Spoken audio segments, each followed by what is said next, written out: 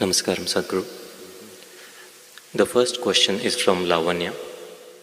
Sadhguru, 2 days ago you said that virus doesn't want to kill you and your body is their habitat.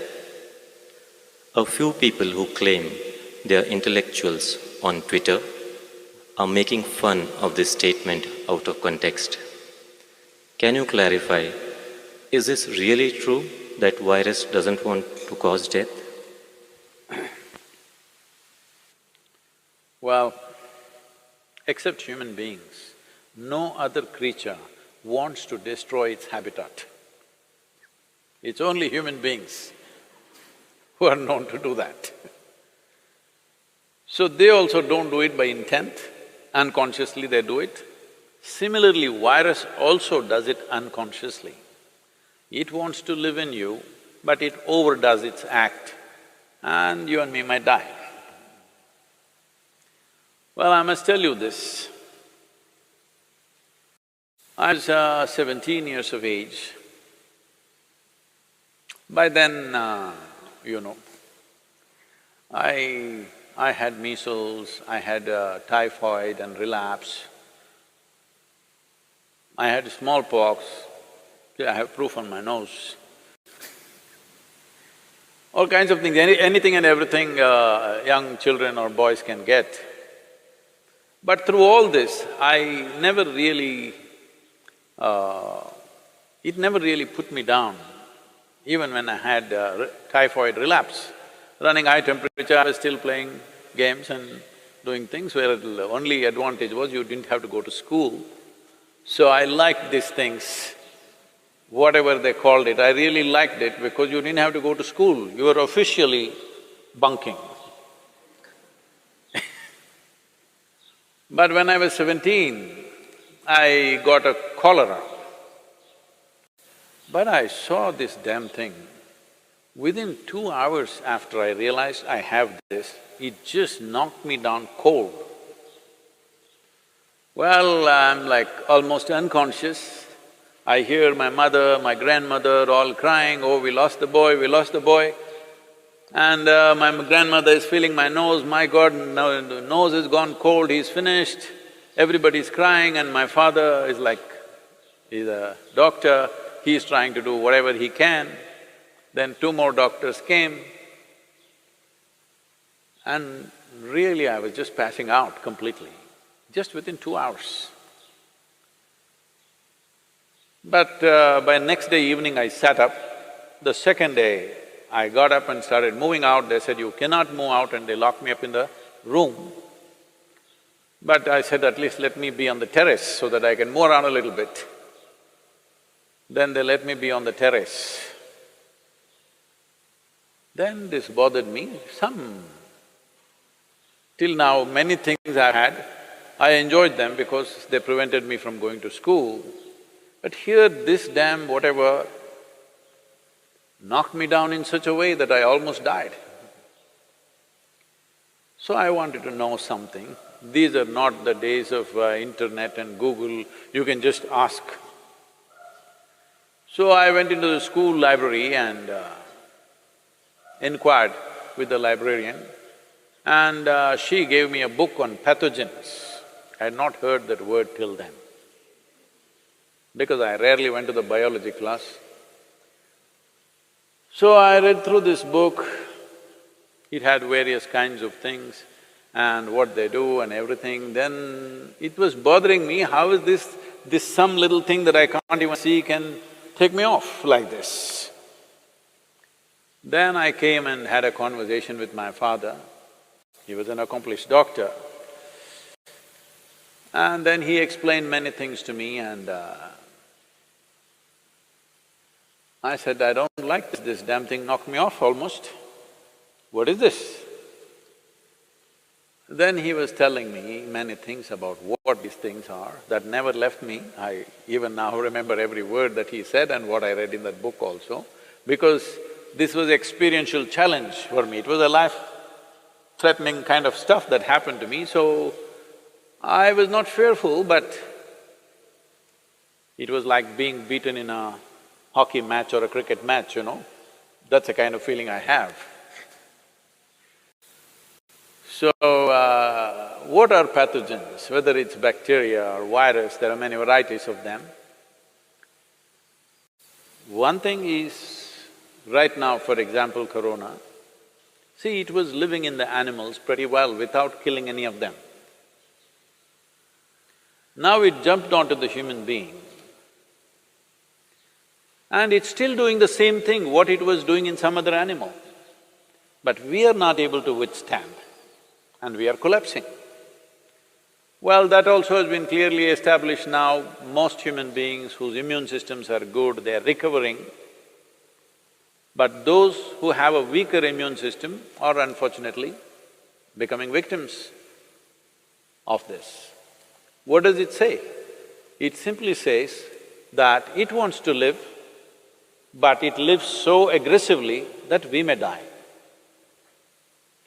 Well, many scientists are talking about it, but even what I read at that time, I was only 17, I want you to remember this. Even then, it was explained, I don't remember the author's name, otherwise I would have quoted this.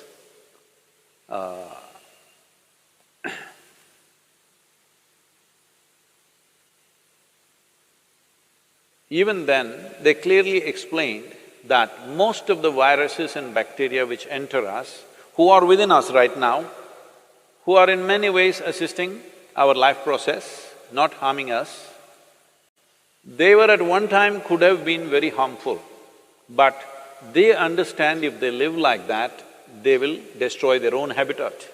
So they will mutate into something milder over a period of time and then learn to live with us. They were living with other animals comfortably, other animals survived comfortably with them. They were also… This is the nature of life, that one inside the other, so many life forms, trillions of life forms are all living enmeshed into each other. We are also that.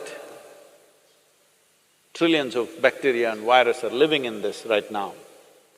But like for example, if you do a Manto's test, Indians I'm saying, because right now in the last 3-4 weeks we are looking who is a foreigner, who is an Indian, not because of any racial discrimination, we want to know where they came from. Did they come from Italy or China, where did they come from?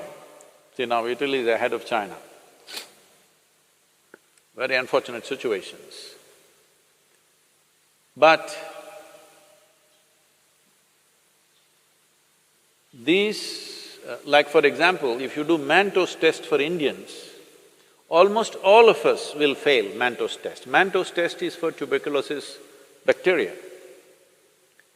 Almost all Indians will fail this test because all of us have substantial amount of tuberculosis bacteria in us, but we don't have tuberculosis as a disease. Well, so they came up with another name, they're calling it primary complex or whatever else that happens in children, but that shows some symptoms. All of us have this bacteria, we will fail the Manto's test, but we have no symptoms of tuberculosis in us because we have learned to live with them, they have learned to live with us. They know if they live too aggressively as we are living on this planet right now, they know they will lose their habitat. So they will mutate themselves to be milder life. So this is not some new rocket science, it's always been there, at least in the last 100 years it's been there. So, these people who claim to be intellectuals, well, it looks like they didn't even go to their pre-university because I was in my pre-university at that time when I read this. It was part of our library, so it must have been probably in the textbook also, but I didn't read the textbook. Maybe these intellectuals did not even get to their pre-university. They think the qualification to be on Twitter is that they must have a bird brain. They think that's a qualification to tweet. Well, it's unfortunate, at a time like this, when there is an imminent disaster waiting ahead of us, for the nation, for the world, to a point where countries are putting out their armed forces against their own people right now. You need to understand how serious that is.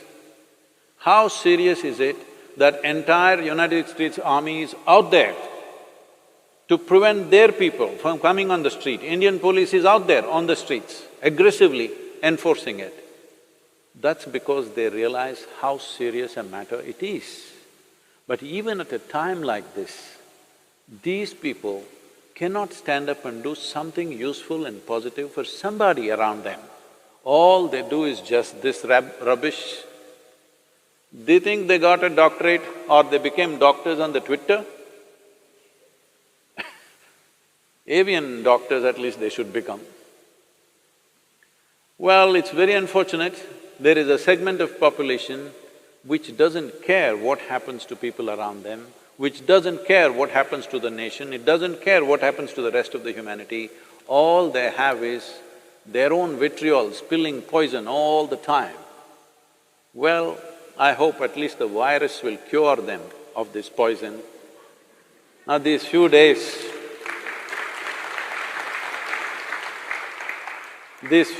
of being with themselves, I hope they stand up and do something useful. Please do something, whoever you are, I don't know who they are, whoever you are who's talking this rubbish, please do something useful. What is this problem? I know what is your problem. I don't want to address that now. Right now, there is an imminent disaster. If we do not handle this situation right, we are heading for a major disaster where millions of lives could just get wiped out. When such a situation is there, all you can do is this. When I said this is not the time to go about criticizing our healthcare system or our health ministry, this is not the time. This is the time everybody stands up and does something, whatever little positive things we can do in our lives. Because this is not ordinary time. As a generation of people, we have never faced this kind of a situation. Let people understand this. We have never ever faced this kind of a situation. This is a bigger emergency than the wars you have had in your countries. This is a bigger emergency than anything that you have known. It can pass off without too much disaster if we behave responsibly and do the necessary positive action. This is what I request them also. It doesn't matter even if the size of their brain is that of a bird. Even birds can contribute, I'm saying.